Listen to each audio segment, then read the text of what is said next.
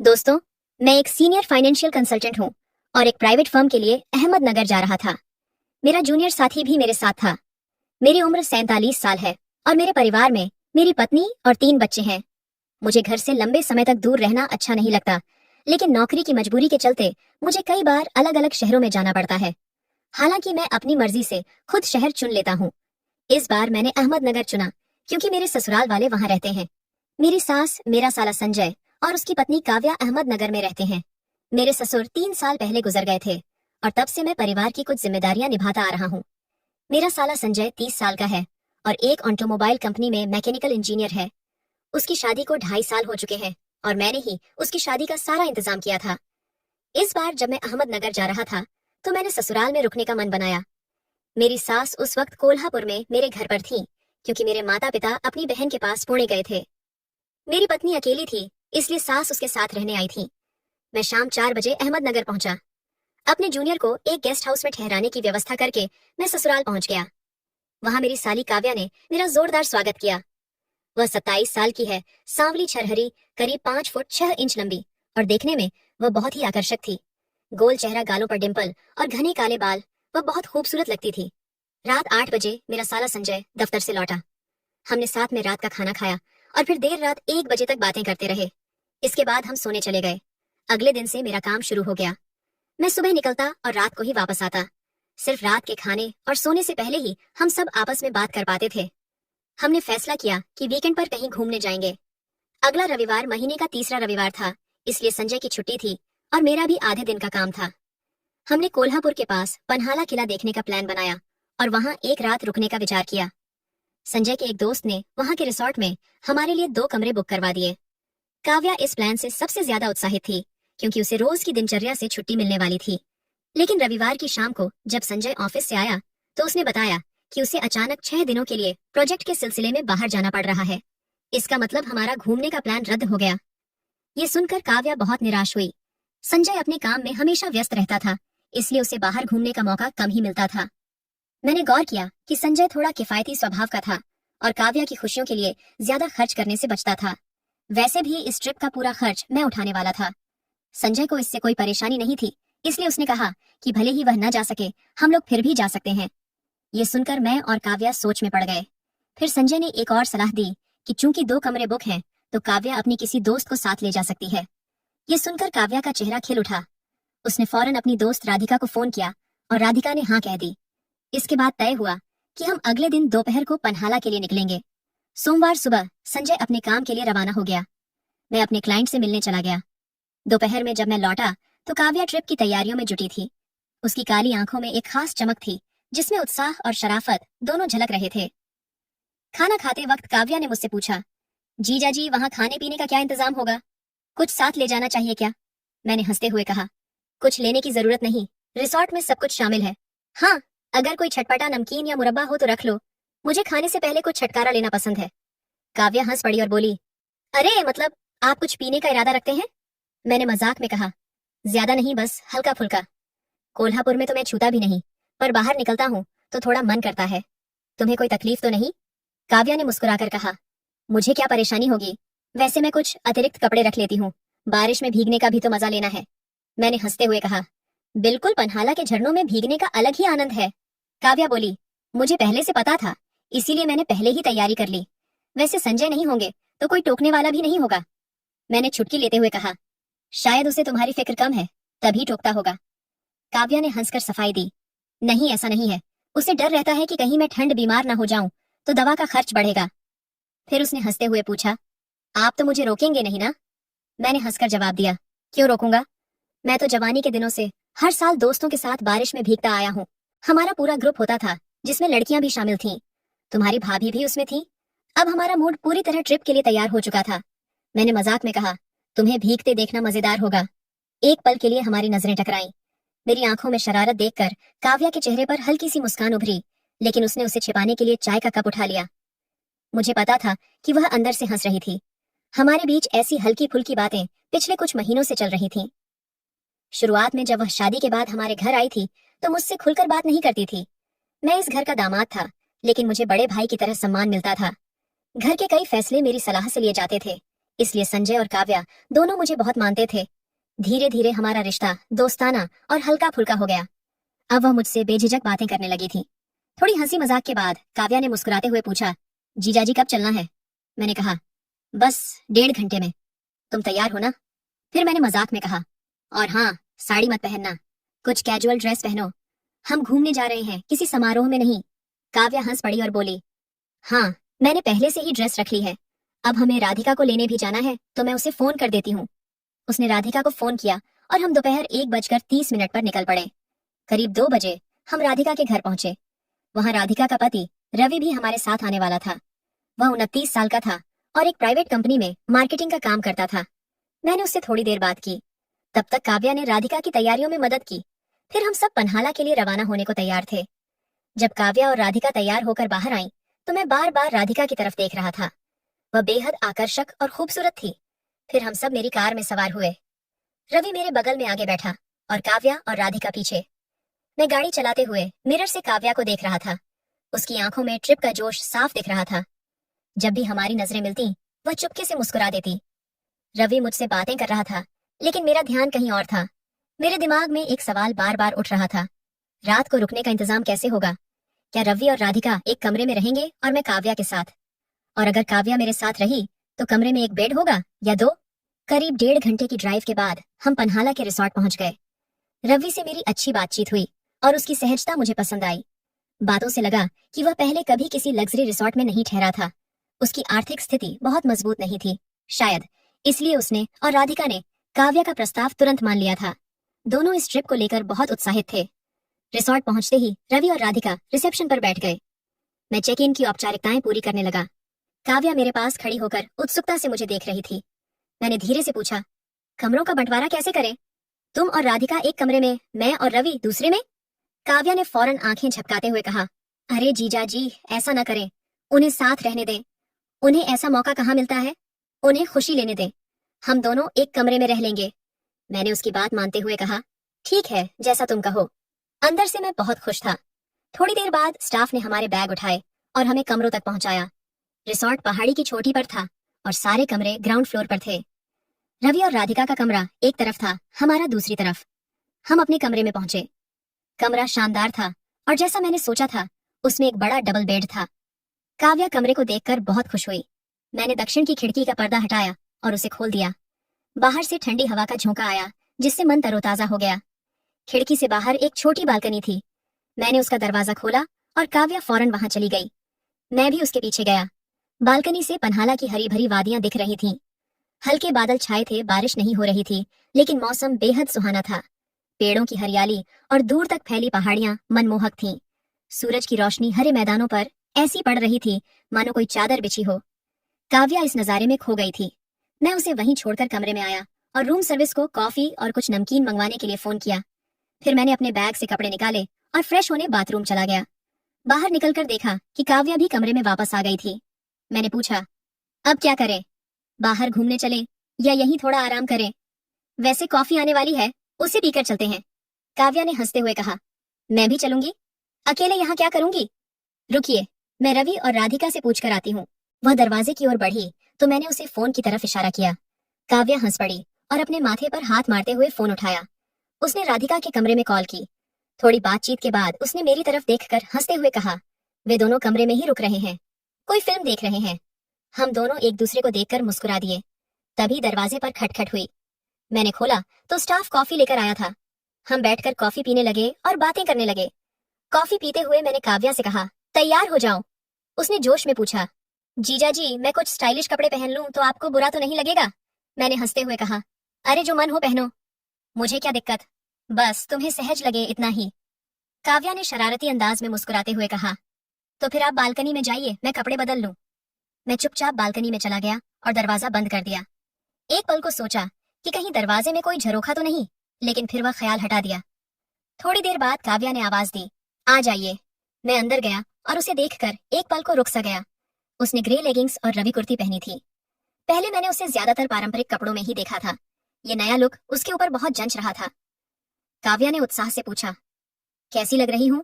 ये कपड़े कॉलेज के दिनों के हैं, बहुत वक्त बाद पहने हैं। बदल लूं क्या? मैंने हंसकर कहा। नहीं, ये तो तुम पर कमाल लग रहे हैं, काव्या ने मुस्कुराते हुए कहा। लेकिन संजय को ये पसंद नहीं। उनका कहना है कि शादीशुदा औरतें ऐसे कपड़े नहीं पहनती। मैंने हंसते हुए जवाब दिया, उसे क्या पता, ढेर सारी शादीशुदा औरतें ऐसे कपड़े पहनती हैं। और ट्रिप पर ऐसे न पहनेंगी तो कब पहनेंगी? काव्या ने शरारत से आंख मटकाई और बोली, तो जब मैं साड़ी पहनती हूँ तब बुजुर्ग लगती हूँ क्या? मैंने फौरन कहा, नहीं नहीं, मैं तो आम बात कर रहा था, तुम्हारी नहीं। चलो अब निकलते हैं। हम कमरे से बाहर आए और पन्हाला किले के आसपास घूमने लगे। मौसम बहुत अच्छा था। हल्की फुहारें पड़ रही थीं, लेकिन भारी बारिश नहीं थी। जब हम किले के पिछले हिस्से में पहुंचे तो काव्या ने जोश में कहा, जीजा जी, यहाँ से नीचे एक झरना है, चलें क्या? बस 20 मिनट लगेंगे और अंधेरा होने से पहले लौट आएंगे। मैंने सहमति दी, चलो ठीक है। हम एक टेढ़ी मेढ़ी पगडंडी से नीचे उतरने लगे। रास्ते में हल्की झाड़ियां थीं, घना जंगल नहीं था, लेकिन रास्ता आसान भी नहीं था। दूर एक गांव की झलक दिख रही थी। हम सावधानी से नीचे बढ़ रहे थे। रास्ते में छोटे छोटे पानी के गड्ढे आए, जिन्हें पार करते हुए हम आगे बढ़े। बारिश से जमीन गीली और चिकनी थी, इसलिए हमें संभल कर चलना पड़ रहा था। मुझे पहाड़ी रास्तों पर चलने का तजुर्बा था, तो मुझे कोई दिक्कत नहीं हुई। काव्या मेरे आगे चल रही थी। लेगिंग्स की वजह से वह आसानी से चल रही थी और उसे देखना मुझे अच्छा लग रहा था। तभी एक जगह उसका पैर फिसला और वह गिरने लगी। मैं फौरन आगे बढ़ा और उसे थाम लिया। उसे खड़ा करते हुए मैंने पहली बार उसे छुआ। उसके हाथ बहुत नरम लगे और उसके शरीर से एक हल्की सी खुशबू आई। गिर ही जाती तुम, मैंने मजाक में कहा। काव्या ने खुद को संभालते हुए जवाब दिया, हाँ जीजा जी, रास्ता थोड़ा चिकना है। अब हम झरने के करीब पहुंच गए हैं, बस थोड़ा और आगे, वह जोश में बोली। आगे एक छोटा सा गड्ढा आया, ज्यादा गहरा नहीं था, लेकिन उसमें कीचड़ था। मैंने काव्या को रुकने को कहा और खुद आगे बढ़ा। फिर उससे बोला, मेरा हाथ पकड़ो, यहाँ फिसलन ज्यादा है, कहीं फिर न गिर जाओ। उसने मेरा हाथ थाम लिया। काव्या के हाथ उसकी कद काठी के मुताबिक थोड़े बड़े थे, उंगलियां पतली और मुलायम। उसे जोर से पकड़ने की जरूरत नहीं पड़ी, क्योंकि उसने खुद मेरा हाथ कसकर पकड़ लिया। एक जगह जमीन बहुत फिसलन भरी थी। उसने दूसरा हाथ मेरे कंधे पर रखा और खुद को संभाला। गड्ढा पार करने के बाद उसने कंधे से हाथ हटा लिया, लेकिन मेरा हाथ नहीं छोड़ा। हम हाथ पकड़े आगे बढ़े। थोड़ा आगे जाने पर एक बड़ा गड्ढा आया। काव्या ने मेरा हाथ खींचा और उत्साह से बोली, जीजा जी देखिए, दाईं तरफ झरना है। वह दृश्य लाजवाब था। हमसे करीब 25 फीट दूर एक झरना बह रहा था। उसकी ऊंचाई शायद 60 फीट रही होगी। पानी नीचे गिरते ही फेन बन रहा था और तेज शोर के साथ उछल रहा था। एक पतली सी पगडंडी हमें झरने के पास ले गई। जैसे ही हम करीब पहुंचे, झरने की बूंदें हवा में उड़कर हम पर पड़ने लगीं। मुझे यह बहुत पसंद था, तो मैं वहीं रुककर उसका मजा लेने लगा। लेकिन काव्या और आगे जाना चाहती थी। उसने मेरा हाथ जोर से पकड़ा और आगे बढ़ी, लेकिन तभी उसका पैर फिर फिसल गया। मैं झट से झुका और उसे कसकर थाम लिया। उसने शर्मिंदगी से मेरी तरफ देखा, लेकिन कुछ नहीं कहा। करीब 2 मिनट तक मैं उसे पकड़े रहा। फिर हमें एहसास हुआ कि हम खुले में ऐसे ही खड़े हैं। मैं थोड़ा पीछे हटा, लेकिन उसका हाथ नहीं छोड़ा। मैंने उसे सावधान रहने को कहा और हम झरने के और करीब पहुंचे। वहां पहुंचकर देखा कि झरने और पहाड़ी के बीच 6 फीट की खाली जगह थी। शायद वहां कोई छोटी गुफा थी। काव्या अभी भी मेरा हाथ पकड़े थी।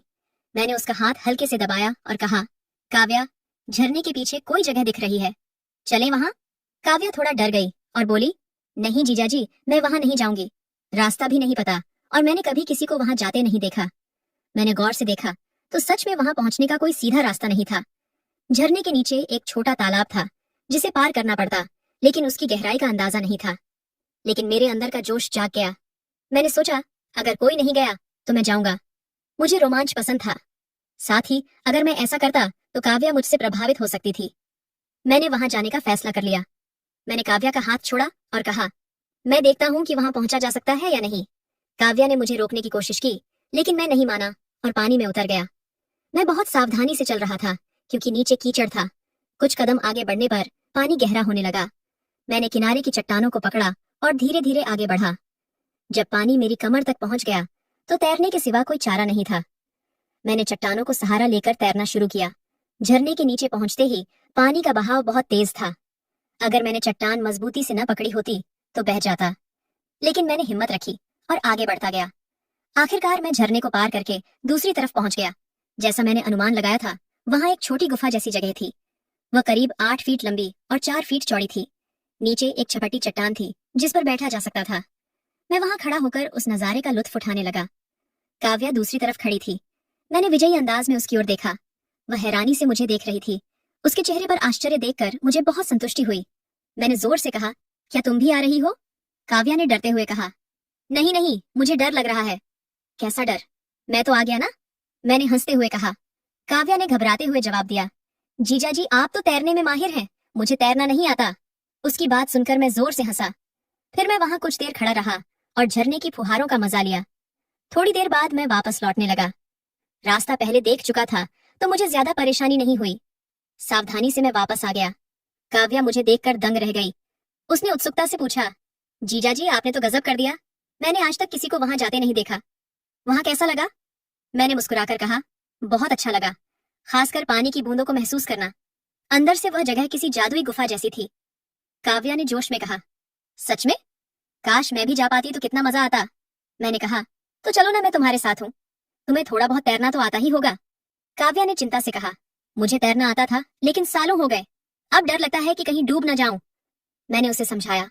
पहले उसने मना किया लेकिन मेरे जोर देने पर वह मान गई। मुझे खुशी हुई क्योंकि इससे मुझे उसे और करीब से जानने का मौका मिल रहा था। मैं फिर से पानी में उतरा और उसे इशारा किया। काव्या धीरे धीरे पानी में आई। शायद ठंड या डर से उसका शरीर कांप रहा था। वह किनारे की चट्टानों को पकड़कर आगे बढ़ी। मैंने अपना हाथ बढ़ाया और उसने चट्टान छोड़कर मेरा हाथ जोर से पकड़ लिया। मैंने उसे पानी में हल्का खेलने दिया ताकि उसका डर कम हो। एक हाथ से उसे सही संतुलन नहीं मिल रहा था तो मैंने उसे अपने कंधे पर हाथ रखने को कहा। ऐसा करते ही वह मेरे बहुत करीब आ गई। फिर मैंने उसका हाथ छोड़कर अपनी बांह उसकी कमर पर रख दी। हाथ छूटते ही उसने मुझे कसकर पकड़ लिया। मैंने उसे मजबूती से थामा और पानी में आगे बढ़ने लगा। काव्या का वजन संभालना मुश्किल था लेकिन मैंने पूरी कोशिश की। फिर भी यह आसान नहीं था। मैंने उसे पास की चट्टान पकड़ने को कहा और खुद उसके कंधे को सहारा दिया। मैंने फिर उसकी कमर पकड़ी और धीरे धीरे आगे बढ़ा। इस दौरान न उसने कुछ कहा न मैंने। हम आधे रास्ते तक पहुंच गए थे। आगे पानी गहरा था लेकिन काव्या का डर अब कम हो गया था। उसका चेहरा शांत लग रहा था। झरने की फुहारों में वह पानी के साथ खेलने लगी। अब वह मुझसे खुलकर बातें करने लगी थी और मजाक भी कर रही थी। उसकी यह नजदीकी मुझे बेचैन कर रही थी। मैं चाहता था कि यह पल और यादगार बने। मैंने कहा, चलो अब पूरा पार करते हैं। काव्या ने मुस्कुराकर कहा, आपके साथ होने से ही हिम्मत कर रही हूँ, वरना कभी ना आती। मुझे छोड़ना मत। मैंने कहा, कभी नहीं, तुम्हें मजबूती से पकड़ूंगा। फिर मैंने सुझाव दिया, ऐसा करो, मेरी पीठ पर बैठ जाओ, मैं तैरकर तुम्हें पार ले जाऊंगा। ये कहकर मैंने उसका हाथ पकड़ लिया। पहले उसने हिचकिचाहट दिखाई लेकिन फिर मान गई। मैंने उसे अपनी पीठ पर बिठाया। उसने मेरे कंधों को कसकर पकड़ा और अपनी बाहों से मेरी गर्दन थाम ली। मैं गहरे पानी में तैरने लगा। काव्या को डर लगा और उसने मुझे और जोर से पकड़ लिया। उसने अपने पैर मेरी कमर के चारों ओर लपेट लिए ताकि संतुलन बना रहे। अब वह निश्चिंत थी लेकिन मेरी जिम्मेदारी बढ़ गई थी। मैं उसे लेकर धीरे धीरे आगे बढ़ रहा था। वह इतनी करीब थी कि उसका सिर मेरे सिर से सट गया था। उसका गाल मेरे गाल को छू रहा था। मैंने उसे हौसला देने के लिए अपना चेहरा उसकी तरफ घुमाया और हंसते हुए कहा, काव्या मजा आ रहा है ना, मेरे कंधों पर आराम से बैठी हो। काव्या हंस पड़ी और बोली, जीजा जी आप बहुत भले हैं। इतना कहकर उसने अचानक मेरा गाल पकड़कर हल्के से चिकोटी काट ली। मैं एक पल को चौंक गया। उसका यह शरारतीपन मुझे बहुत पसंद आया। मैंने अपना चेहरा थोड़ा और उसकी तरफ घुमाया ताकि उसका गाल और करीब महसूस हो, लेकिन उसने फिर से मेरे गाल पर चिकोटी काट दी। जवाब में मैंने भी हल्के से अपना गाल उसके गाल से रगड़ दिया। वह हंस पड़ी और फिर हम झरने के पीछे पहुंच गए। झरने के पीछे की चट्टान पर पहुंचते ही काव्या मेरी पीठ से उतरी और पत्थर पर बैठ गई। मैं भी उसके पास बैठ गया और गहरी सांसें लेने लगा। हम इतने करीब थे कि हमारे कंधे आपस में छू रहे थे, लेकिन काव्या उस खूबसूरत नजारे में खोई थी। शायद इसलिए उसे हमारी नजदीकी का एहसास नहीं हुआ। मैं यह दृश्य पहले देख चुका था तो मेरा ध्यान उस पर नहीं था। मेरी नजरें काव्या पर टिकी थीं। उसका चेहरा गीला था और उसके भूरे बाल चेहरे पर बिखरे हुए थे। वह इस पल में और भी सुंदर लग रही थी। मैं उसे एकटक देखने लगा। शायद उसने मेरी नजरों का ताप महसूस किया क्योंकि उसने धीरे से मेरा चेहरा अपनी ओर घुमाया। उसकी आंखों में मेरे लिए सम्मान, आत्मीयता और शायद हल्का सा आकर्षण भी था। हमारी नजरें मिली तो वह हल्के से मुस्कुराई। मैं भी उसे देखता रहा। करीब 2 मिनट तक हम एक दूसरे को देखते रहे। फिर वह शर्मा गई और नजरें झुका ली। हम कुछ देर तक पास पास बैठे रहे। दोनों अपनी अपनी ख्यालों में डूबे थे। मैं सोच रहा था कि काव्या अब मुझसे बहुत खुल गई है। हमें यह एकांत मिला है। क्या मुझे अब कोई कदम आगे बढ़ाना चाहिए? कल रात कमरे में भी जब हम अकेले थे तो मेरे मन में कुछ करने का विचार आया था। अब उसकी यह करीबी मुझे बेचैन कर रही थी। उसके हाव भाव से लग रहा था कि वह भी इसे पसंद कर रही थी, वरना उसने मेरे गाल पर चिकोटी क्यों काटी। अब जब यह मौका मिला है तो क्या इसे यूं ही जाने दूं या फिर आगे और कुछ किया जाए? कमेंट में जरूर बताना दोस्तों। ये थी हमारी आज की नई कहानी। आपको यह कैसी लगी? अगर पसंद आई तो लाइक करें और दोस्तों के साथ शेयर करें। ऐसी ही रोचक कहानियों के लिए हमारे चैनल को सब्सक्राइब करें और नोटिफिकेशन ऑन रखें ताकि आप कोई कहानी मिस न करें।